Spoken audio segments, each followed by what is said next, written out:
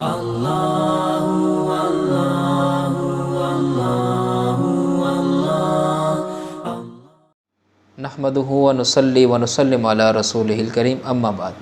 سفر المظفر یا سفر الخیر کہہ لیجئے، اس سے متعلق چند بہت ہی اہم باتیں آپ سے کرنی تھیں، چونکہ توہم پرستی ایک بری بات ہے۔ توہم پرستی کا مطلب یہ ہوتا ہے کہ ایسی چیز جو حقیقت نہ رکھتی ہو یا جس کا وجود نہ ہو، اس کو ہم اپنے اوپر حاوی کر لیں اور اس کو ایک نظریہ اور ایک عقیدہ بنا لیں، یہ توہم پرستی ہوتی ہے۔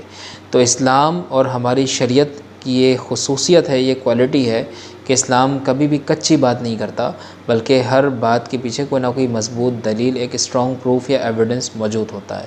تو یہ اسلامی مہینہ جس کو ہم سفر المظفر کہتے ہیں، یا اس کا دوسرا نام بھی ہے سفر الخیر، تو یہ ایک بابرکت مہینہ ہے، کیونکہ ہر مہینہ اللہ کی طرف سے ہے۔ تو کسی بھی مہینے میں نزول بلیات کا جو کانسیپٹ بنا لینا ہے، یہ تھوڑا سا ایک مس گائیڈڈ کانسیپٹ ہے، اور اس کی ہمیں نبی صلی اللہ علیہ وسلم کی احادیث میں باقاعدہ اس کی تردید ملتی ہے۔ حضور سید عالم صلی اللہ تعالیٰ علیہ وسلم نے 3 باتیں ارشاد فرمائیں، جن کو بخاری نے کوٹ کیا۔ حضور نے فرمایا لا ادوا، یعنی بیماری کا اڑ کر لگنا کچھ نہیں۔ پھر دوسرا جملہ جو بڑا قابل غور اور نوٹیبل ہے، ریمارکیبل ہے، وہ یہ ہے، حضور نے فرمایا ولا سفر، اور سفر کچھ بھی نہیں۔ اور تیسرا حضور نے فرمایا ولا حامتا، اور الو کا برا ہونا کچھ بھی نہیں۔ تو یہ بخاری نے اس حدیث کو باقاعدہ کوٹ کیا ہے۔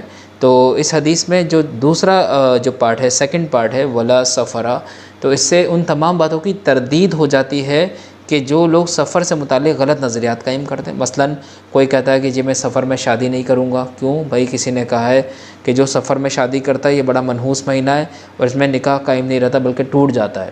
تو یہ وہم والی بات ہے، ہمارے نبی نے اس کا رد فرمایا۔ دوسری بات، اگر کوئی شخص کہتا ہے کہ جی میں کوئی کاروبار شروع نہیں کروں گا، کوئی بزنس ٹرپ پر نہیں جاؤں گا، مجھے لاس ہو سکتا ہے کیونکہ سفر کا مہینہ بڑا منحوس ہے اور اس میں کوئی کام نہیں کرنا چاہیے، تو ہمارے نبی نے ولا سفرہ کہہ کر اس بات کو رد فرما دیا۔ اگر کوئی شخص کہتا ہے کہ جی سفر میں بڑی خطرناک بلائیں نازل ہوتی ہیں، تو بھائی اللہ رب العزت نے جو قرآن پاک میں ارشاد فرمایا کہ ما اصاب من مصیبت الا باذن اللہ، کہ تمہیں کوئی مصیبت نہیں پہنچتی مگر اللہ کے اذن کے بعد، اللہ کی اجازت کے بعد۔ تو مصیبتیں آنا پورے سال کا معمول ہے۔ ابھی کرنٹ سچویشن اگر آپ پاکستان کی دیکھیں تو پورے ملک میں سیلاب آیا ہوا ہے، تو سیلاب تو سفر کے مہینے میں نہیں آیا ہوا۔ تو اب ذرا دیکھیں کہ امتحانات کب نہیں ہوتے، کس وقت نہیں ہوتے، کس لمحے نہیں ہوتے اور کس شخص کے ساتھ نہیں ہوتے۔ تو امتحانات کی بنیاد پر یہ نظریہ قائم کر لینا کہ جس سفر کا مہینہ ہے تو امتحانات ہو رہے ہیں، تو حضور نے سے منع فرمایا۔ اور اس کے پیچھے کچھ ہسٹوریکل فیکٹس ہیں، کچھ بیک گراؤنڈ ہیں، جن کا مختصر میں آپ کے سامنے تذکرہ کر دوں۔ دیکھیں زمانہ جاہلیت کے اندر محرم میں جنگیں نہیں ہوتی تھیں، اور ذوالقعدہ اور ذوالحج میں بھی جنگیں نہیں ہوتی تھیں، کیونکہ شہر الحرام تھے۔ تو جیسے یہ مہینے ختم ہوتے تھے تو اہل عرب جو دور جاہلیت میں تھے تو وہ تلواریں نکال لیا کرتے تھے اور اپنے گھروں کو خالی کر دیا کرتے تھے اور میدان جنگ کی طرف چلے جاتے تھے۔ تو چونکہ اس مہینے میں لوگ گھروں کو خالی کرتے تھے تو اس کا نام سفر پڑ گیا۔ سفر کا مطلب ہوتا ہے خالی، اور دوسرا اس کا مطلب ہوتا ہے پیلا۔ زرد کو بھی سفر کہا جاتا ہے، اور یہ اس لیے کہا جاتا ہے کیونکہ اکثر یہ مہینہ اس وقت آتا تھا جب خزاں کا موسم ہوتا تھا اور پتوں پر پیلاہٹ آ جاتی تھی، لوگوں نے اس کا نام جو ہے وہ سفر رکھ دیا۔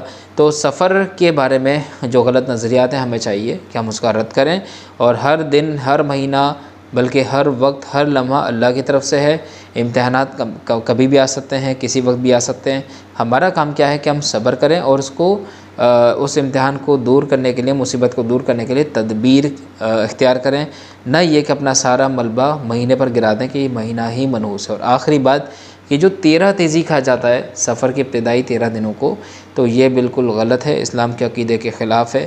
اور یہ جو بات مشہور ہے عوام میں کہ جو آخری بدھ ہوتا ہے یہ بڑا مبارک ہوتا ہے سفر کا، اس میں مٹھائیاں تقسیم کرنی چاہیے، خوشیاں منانی چاہیے، اور اس کے پیچھے لوگ دلیل دیتے ہیں کہ ہمارے نبی کا جو معاذ اللہ، ہمارے نبی کی جو حضور کو جو مرض لاحق ہوا تھا تو وہ اس کی شدت ختم ہو گئی تھی۔ تو ایسا کوئی تاریخ میں نہیں ملتا، تو ہمیں توہمات پر نہیں جانا چاہیے۔ ہمارا دین بڑا روشن ہے اور بڑا واضح ہے۔ اللہ تعالی ہمیں سمجھ عطا فرمائے۔ السلام علیکم۔